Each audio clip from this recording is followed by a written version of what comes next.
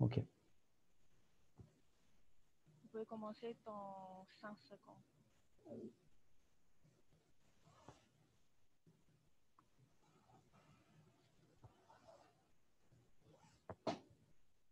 C'est à vous. OK. Bonjour à tous. Dans cette conférence, je vais vous parler du programme national LIDAR haute densité pour décupler la connaissance des territoires. Alors moi, je suis Loïc Gondol et je suis chef du projet LIDAR HD à l'IGN, Institut national de l'information géographique et forestière. Alors, pour commencer, d'abord un petit focus sur la technologie utilisée pour savoir de quoi on parle. Le LIDAR, alors LIDAR, c'est un acronyme pour Light Detection and Ranging. Donc on parle d'un système pour réaliser des cartographies 3D denses et précises. Donc le système peut être embarqué dans un avion, il peut être aussi dans un hélicoptère ou dans un drone. Le système émet des ondes, des impulsions lumineuses dans le proche infrarouge à très haute fréquence, et il va détecter les ondes réfléchies, enregistrer leur temps de parcours et du coup en déduire la distance, la position des points qui ont été touchés au sol. Voilà. Donc le système émet des ondes à une très très grande fréquence, donc plusieurs centaines de milliers d'impulsions sont émises, et du coup, en réceptionnant l'ensemble de ces retours, on se retrouve avec des millions un très grand nombre de points qui sont géoréférencés en 3 dimensions, donc, dont la position est connue en latitude, en X, Y et Z, latitude, longitude et puis hauteur. Tous ces points-là sont caractérisés par une intensité aussi, donc qui dépend pour chaque point de la distance à la scène qui est touchée, et aussi de la texture de la cible, si on touche le sol, un bâtiment, un arbre.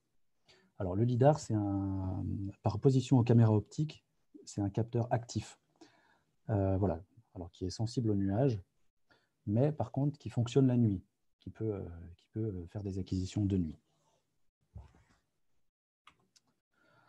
Alors, sur cette planche, vous pouvez voir une illustration du potentiel des données LIDAR sur la végétation, par exemple.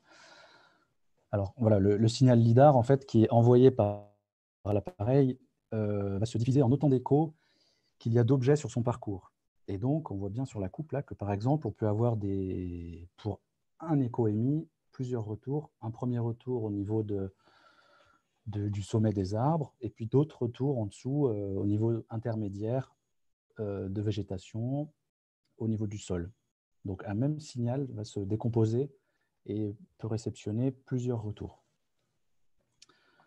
Ça nous permet d'avoir une description topographique du terrain, dont vous pouvez avoir un aperçu là, par exemple, qui est particulièrement fine en l'occurrence. Donc là, c'est une autre illustration d'un produit dérivé de données LIDAR, d'un nuage de points. Là, on parle de modèle numérique de terrain, donc un MNT, qui est fin, fiable et précis, qui représente ici, par exemple, un relief ombré coloré sur une zone qui est plutôt plate et sur laquelle on peut distinguer des micro-reliefs, vous voyez là, au passage de cours d'eau.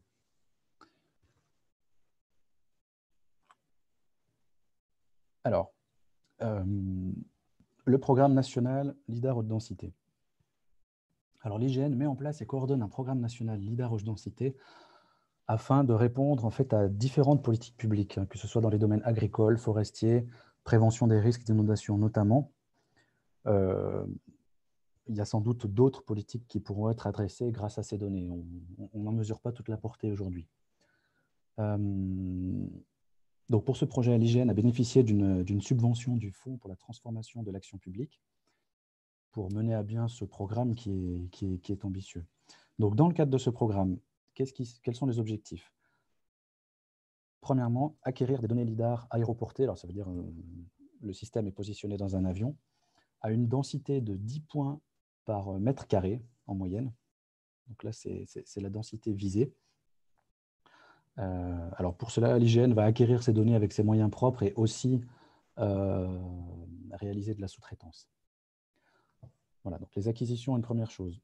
Deuxième point, le traitement des nuages de points pour répondre aux différentes politiques publiques. Alors, quand on parle de traitement, derrière, il s'agit concrètement de transformer le nuage de points brut en un nuage de points classé en distinguant les points qui sont au sol de ceux qui sont en sursol, comme la végétation ou les bâtiments, par exemple. Donc voilà, on aura un nuage de points qui sera classé, peut-être avec quelques autres classes à voir, et un modèle numérique de terrain. Donc vous avez vu une illustration sur la diapositive précédente. Là aussi, pour le traitement, l'hygiène va en réaliser en propre et en sous-traiter une partie. Et on va en réaliser en modernisant au passage nos chaînes de production. Troisième point, troisième objectif du programme, ça va être d'héberger et de diffuser en open data l'ensemble de ces données produites, donc nuages de points et résultats des traitements. Et dernier point, d'accompagner les utilisateurs dans l'usage de ces données. Voilà. Alors le coût global du projet, il est d'environ 56 millions d'euros. Comme je l'ai dit, il est cofinancé en partie par une subvention du Fonds de transformation pour l'action publique, qui a été obtenu dans le cadre d'un appel à projet compétitif, et pour une autre partie de fonds alloués dans le cadre du plan de relance du gouvernement, voilà, par le biais du ministère de l'Agriculture. La durée du programme est de 5 ans. Voilà. Donc là, on en est au début, donc c'est 2020 jusqu'en 2025.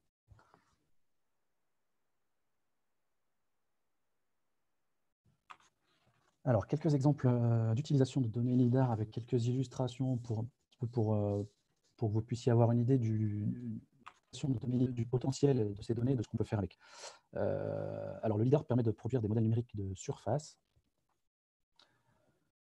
Donc, le modèle numérique de surface, on décrit le sol et le sursol du terrain, voilà, sous forme d'une image, donc d'une image raster, pour laquelle, dans chaque pixel, en fait, on connaît l'altitude du point le plus haut. Donc ça, c'est l'image de gauche. Donc, vous pouvez voir, alors je sais plus où elle est honnêtement, mais on a une description du sol et de tous les éléments de sursol. Hein. On voit les éléments de végétation. Voilà. Et à droite, donc le LIDAR permet aussi de décrire le sol, même sous couvert végétal, et donc de produire des modèles numériques de terrain, voilà, donc qui sont une description du sol topographique cette fois-ci. Alors ces deux produits sont dérivés d'un nuage de points, hein, comme on l'a vu, qui en distingue, enfin, voilà, le nuage de points classé en points sol sur sol. Ensuite, on peut en dériver le MNT en retenant que les points sol et un MNS en tenant compte des points sur sol. Voilà, on pourra voir ultérieurement à quoi peuvent servir ces produits. Donc là, c'est un exemple d'illustration du produit Litho, qui est baptisé Litho 3D. Alors, Litho 3D, c'est un référentiel géométrique tridimensionnel à haute résolution en continu terre-mer, en fait, voilà, sur la bande littorale du territoire français, qui est réalisé en association avec le CHOM, donc le Service hydrographique et océanographique de la marine, et l'IGN, voilà, qui se sont associés pour constituer ce produit-là. Donc on a vraiment un référentiel qui est très précis là aussi. Donc les acquisitions ont été faites grâce à des lidars topographiques terrestres, des lidars bathymétriques, et puis voilà pour la partie marine. L'idée, c'est d'avoir une description de ces zones côtières qui soit la plus fine possible pour répondre là aussi aux enjeux qui se posent aux enjeux particuliers de la bande littorale.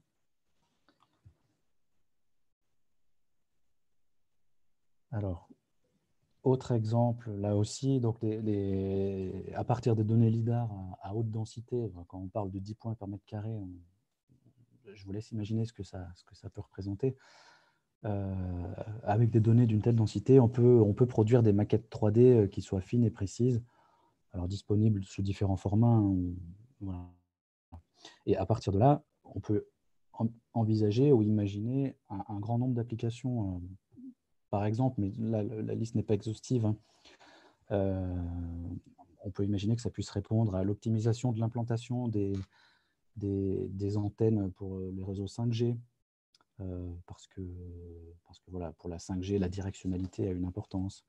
On peut imaginer que ça sert pour simuler l'implantation de nouveaux projets urbains, simuler la propagation des ondes, comme sur la carte de gauche, ou bien l'ensoleillement dans les zones urbaines. Voilà. Donc là, par exemple, sur l'image de droite, avec une description fine notamment des zones urbaines.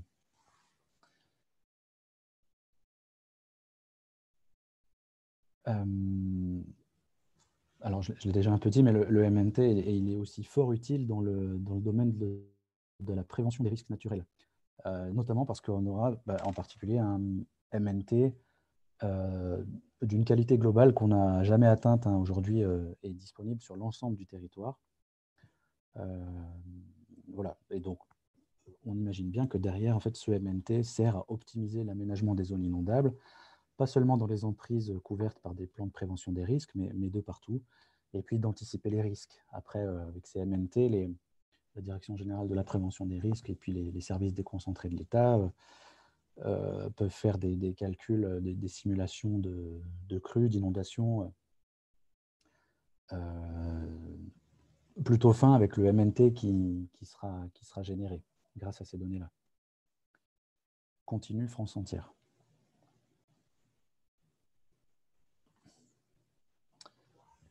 Alors, je continue le panorama de l'utilisation des données LIDAR avec des utilisations qui sont mises en œuvre par l'Office national des forêts, l'ONF, qui aussi s'en sert beaucoup pour ses besoins. Alors, sur l'illustration de gauche, on peut voir que les modèles numériques de terrain, notamment en zone de couvert forestier, servent pour avoir une vision claire et fine de ces zonages sous couvert forestier, pour localiser les dessertes. Alors, c'est peut-être un peu petit, mais du coup, le MNT fait ressortir le tracé des pistes forestières.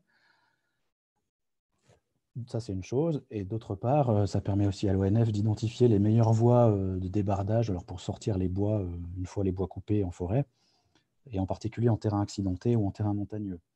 L'ONF génère aussi des cartes d'exploitabilité. En fait, vous avez une petite illustration sur la partie droite, donc, qui sont générées à partir du MNT en croisant avec les informations de la pente, évidemment, et puis d'autres informations dont dispose l'ONF.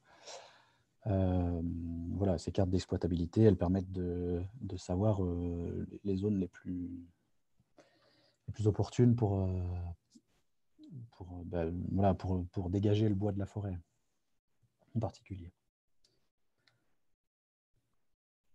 Ça, c'est une chose. Et puis, il y a d'autres usages aussi mis en œuvre par l'ONF.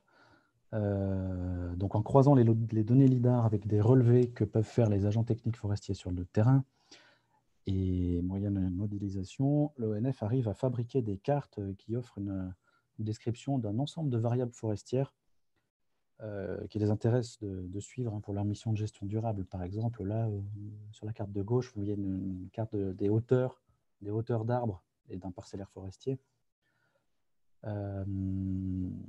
L'illustration du milieu aussi, là, qui est entre bleu, jaune et rouge, là, ça caractérise la différence des hauteurs d'arbres. Alors, vous voyez, et puis sur la droite aussi. Donc, ce n'est pas les mêmes types de peuplement. Mais après, tout ceci en fait, permet de guider l'ONF dans la préparation, dans sa gestion durable des forêts pour guider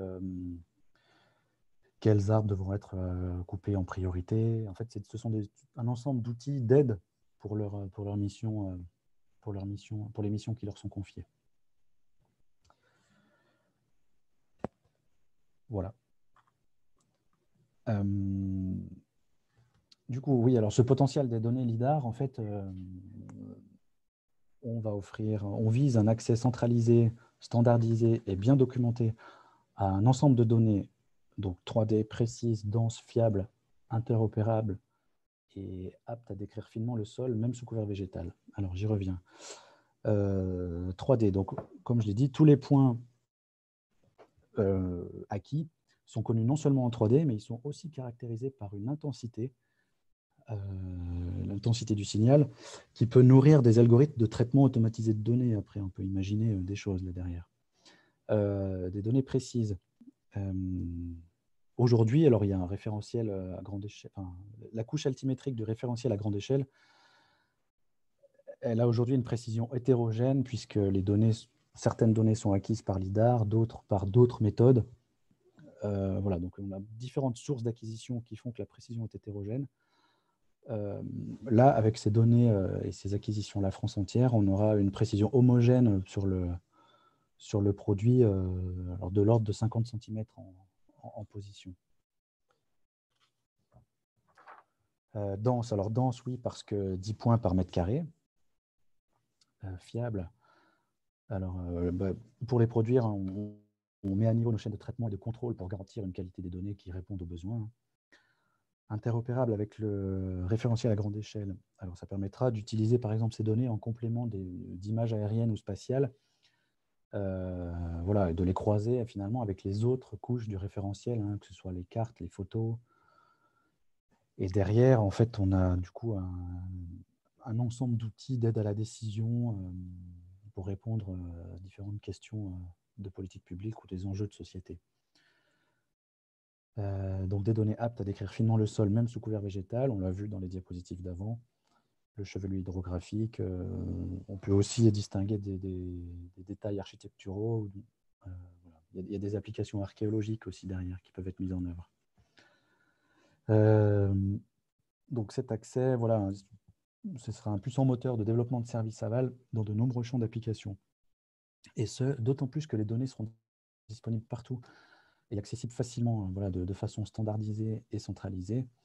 Voilà, la diffusion, alors je répète, la diffusion, elle sera prévue en open data des données géographiques en tout point du territoire. Cette diffusion en open data contribue à réduire les inégalités entre les territoires, hein, puisque les services aval pourront être développés de partout, qu'on soit en métropole ou en zone plus périphérique. Alors sur les domaines d'application, il y en a certains qu'on a déjà évoqués, mais donc voilà, la prévention des risques naturels, risques d'inondation, je pense que ça, on comprend bien, incendie de forêt, glissement de terrain aussi, en particulier dans les zones accidentées ou de montagne. Le fait d'avoir une connaissance précise du relief à des échelles de temps différentes permet d'appréhender ces phénomènes-là. Connaissance fine de la ressource forestière, mais j'en ai parlé hein, juste avant avec les applications de l'ONF, hein, cartographie des dessertes, des chemins en sous-bois. Voilà, j'en ai déjà parlé. Conservation de la biodiversité, un autre domaine d'application. Donc, par exemple, ça peut servir à améliorer la connaissance des trames vertes et bleues, hein, puisque le LIDAR donne des informations fiables sur la hauteur et structure de végétation pour ce qui est de la partie verte, et permet de modéliser précisément les bassins versants aussi, les chevelus hydrographiques pour la partie bleue. Voilà, donc alors voilà, en ce qui concerne la cartographie des habitats naturels, il y a une cartographie prédictive des habitats naturels, dite CARAB, qui va être produite d'ici 2025 sur l'ensemble du territoire national pour répondre à la directive européenne Habitat Faune Flore. Et la prédiction de ces habitats est dérivée de deux couches et dont la précision d'une de ces deux couches serait notoirement améliorée par la disponibilité de données LIDAR, en l'occurrence la couche physionomie. Voilà, en ce qui concerne la biodiversité. Alors après, autre application qui a aussi un fort enjeu, là, c'est le suivi de la politique agricole commune. Alors d'autres États membres ont déjà optimisé la gestion de leur PAC grâce à des données LIDAR. Nous aussi, on espère optimiser le contrôle des déclarations des agriculteurs dans les zones pastorales sous couvert végétal. Voilà, et là, c'est vrai qu'il y a de forts enjeux, étant donné les sommes qui sont mises en jeu et les subventions. Et d'autres. Je ne vais pas forcément détailler plus là. Voilà, vous le voyez à l'écran. Alors, la pérennité du programme. Alors, le programme que je présente aujourd'hui, en fait, n'inclut pas de mise à jour. Ceci dit, la description du sol topographique, elle est valable longtemps, hors grands travaux. Et puis, par ailleurs, il y a des mises à jour ponctuelles qui seront possibles hein, par photogrammétrie, à partir de PVA stéréoscopiques qui sont déjà prévus dans le cadre des missions d'IGN. Et ces PVA sont d'autant plus enfin, voilà, cette photogrammétrie sera d'autant plus performante qu'on aura déjà un MNT de référence de qualité jamais égalé jusqu'à présent. Voilà. Donc, il y a des perspectives de mise à jour quand même même à court terme. Alors, ceci dit, il est probable que l'engouement provoqué par le projet encourage le financement d'autres acquisitions, d'autant plus que là, il y a un coût d'investissement et de mise en place de l'infrastructure, mais qui est pris en charge par le projet. Après, finalement, c'est un investissement qui servira pour la suite. Alors oui, juste avant de terminer, en termes de contexte international, je voulais juste rappeler qu'il y a d'autres pays d'Europe qui ont mis en place de telles couvertures LIDAR, voilà, de façon similaire, hein, pour avoir une connaissance fine de leur territoire. Et donc les premiers qui se sont engagés l'ont fait dès le milieu des années 2000. Il y en a certains qui en sont à leur deuxième ou troisième couverture nationale. Voilà, et là, donc la majorité de ces programmes sont coordonnés par des agences étatiques, là aussi. Alors, par exemple, il y a la Suède qui en est à sa deuxième couverture. La première date de 2009. L'Angleterre en a fait une en 2016, le Royaume-Uni, pardon. Les Pays-Bas en ont fait 4 depuis 1997. Ils en sont à leur quatrième couverture.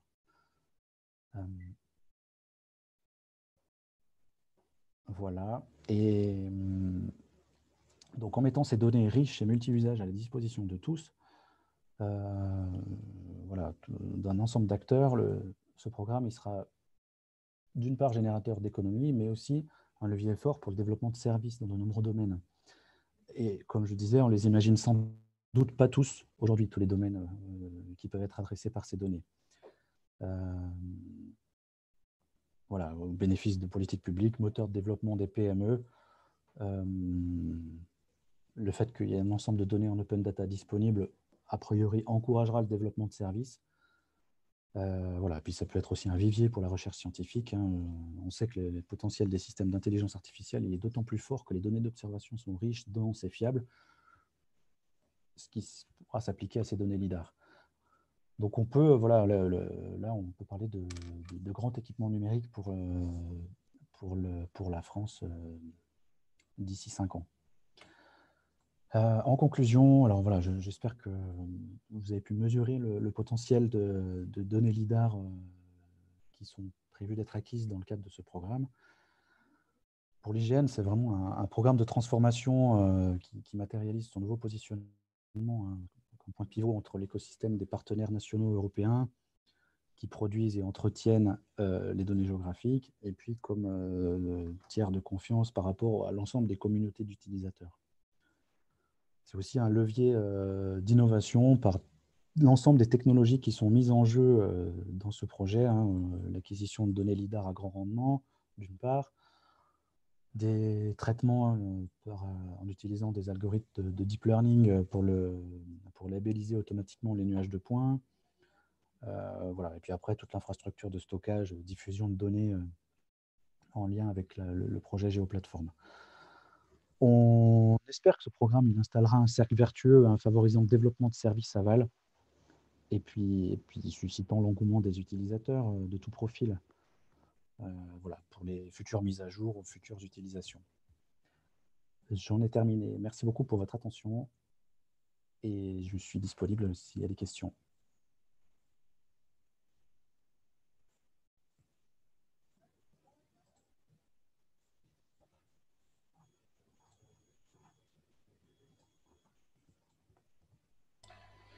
Merci beaucoup pour votre présentation. Vous pouvez voir les questions posées par les spectateurs dans le chat de discussion, dans la fenêtre de discussion. En parallèle, plusieurs spectateurs souhaitent avoir votre adresse mail, si c'est possible, pour vous contacter plus tard. Oui, bien sûr. Alors, je réponds dans la conversation, je peux répondre en montant là? Oui, vous pouvez répondre dans la conversation et puis je vais partager votre adresse mail avec les spectateurs dans la page de Imagina du salon.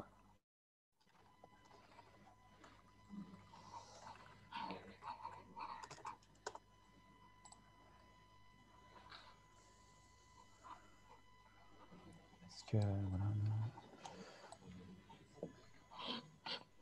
Adresse mail, d'accord. Ok. Merci. Sinon, il y a une autre question qui a été posée. Si le leader acheté de hygiène sera de 10 points par mètre carré, et cela fera combien de points en émission?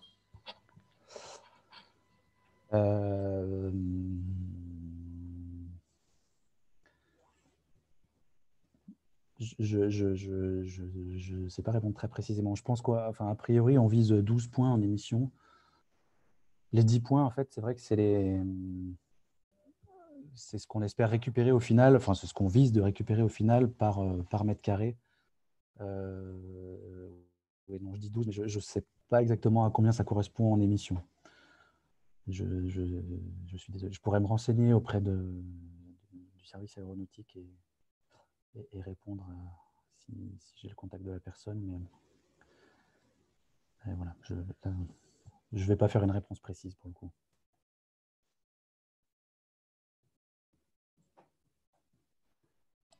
Pas de souci. Sinon, il y a une autre question. Est-ce qu'on a déjà utilisé des données LIDAR pour des relevés plus urbains, comme des détections d'obstacles aériens ou la détection de mobilier urbain? On a... Alors, non, pas à l'IGN. En fait, à l'IGN, on a un système Stéréopolis qui permet de faire des acquisitions de scènes urbaines en ville. Mais par contre, je ne sais plus s'il doit y avoir un lidar qui est embarqué dedans. Voilà, dans une voiture pour le coup.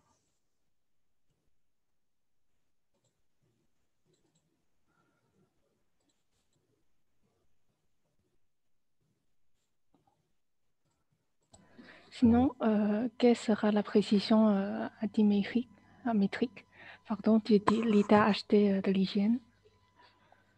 Alors, oui, c'est vrai que j'ai... Alors, en altimétrie, dans ce qu'on vise et dans les cahiers des charges, là, on indique qu'on souhaite une précision inférieure à 10 cm. Donc, la tolérance est de 10 cm en Z et 40 cm en planimétrie, en XY. Voilà, j'étais un peu moins précis dans la présentation, mais voilà, donc 40 cm en XY et 10 en Z.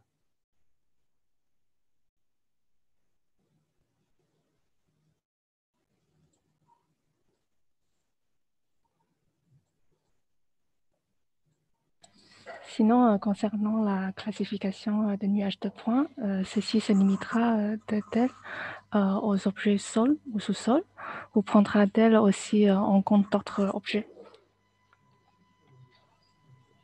Je